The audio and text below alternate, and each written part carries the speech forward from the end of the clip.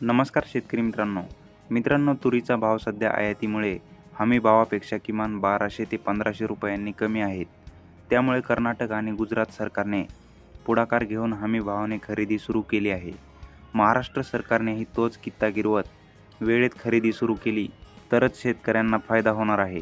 सोयाबीनप्रमाणे खरेदीस उशीर केल्यास शेतकरी आणखी अडचणीत येतील, असे मत अभ्यासकांनी व्यक्त केले आहे. देशात यंदा तुरीची लागवड गेल्या वर्षीपेक्षा जवळपास 7% कमी झाली आहे. महाराष्ट्र, कर्नाटक, तेलंगणासह सर्वच तूर उत्पादक राज्यांमध्ये यंदा लागवड घटली आहे. त्यातच यंदा तुरीला ऑक्टोबर आणि नोव्हेंबर महिन्यातील पावसाचा फटका बसला आहे. तसेच सध्या सुरू असलेल्या थंडीचा आणि बदलत्या वातावरणाचाही परिणाम होत आहे.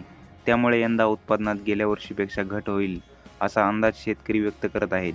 केंद्र सरकारनेही यंदा तुरीचे उत्पादन गेल्या वर्षीपेक्षा काहीसे कमी राहून जवळपास 36 लाख टनांवर स्थिरावेल असा अंदाज व्यक्त केला आहे. तर उद्योग आणि बाजारातील अभ्यासकांच्या मते यंदा उत्पादन 30 ते 32 लाख टनांच्या दरम्यान राहण्याची शक्यता आहे. देशातील उत्पादन सलग 4थ्या वर्षी कमी राहणार आहे. तरीही आयातीमुळे बाजारभाव दबावात आहेत. केंद्र सरकारने यंदा तुरीला प्रति क्विंटल 8,000 रुपये हमी भाव जाहीर केला, तर सध्या देशभरातील बाजारात तुरीला सरासरी 5,900 ते 6,800 रुपयांचा भाव मिळत आहे.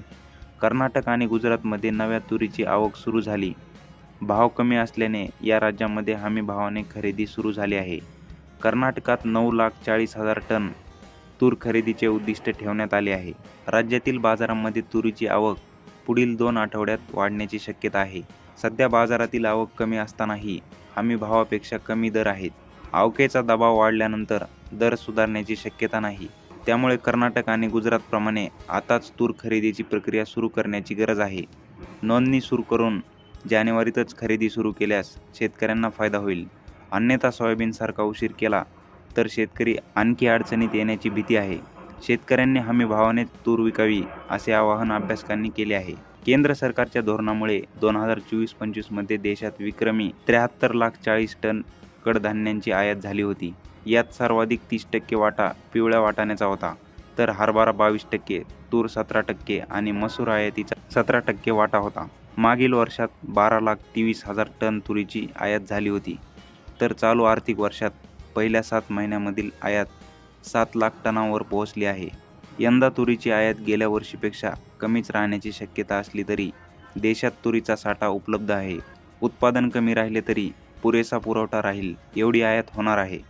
त्याचा दबाव दरावर राहील असे अभ्यासकांनी सांगितले. तर अशा प्रकारे शेतकरी मित्रांनो, 2026 मध्ये देशात आणि राज्यात तुरीच्या भावाची स्थिती राहू शकते. मित्रांनो, माहिती आवडली असेल तर व्हिडिओला नक्की लाईक करा आणि ही माहिती जास्तीत जास्त शेतकऱ्यांपर्यंत पोहोचवण्यासाठी व्हिडिओ शेअर करा. जर तुम्ही आपल्या चॅनलवर पहिल्यांदा आला असाल तर आपल्या कृषी योजना या यूट्यूब चॅनलला सबस्क्राईब करा व बेल आयकॉनला प्रेस करा आणि तुमचे काही प्रश्न असतील तर कमेंट बॉक्समध्ये नक्की विचारा. धन्यवाद.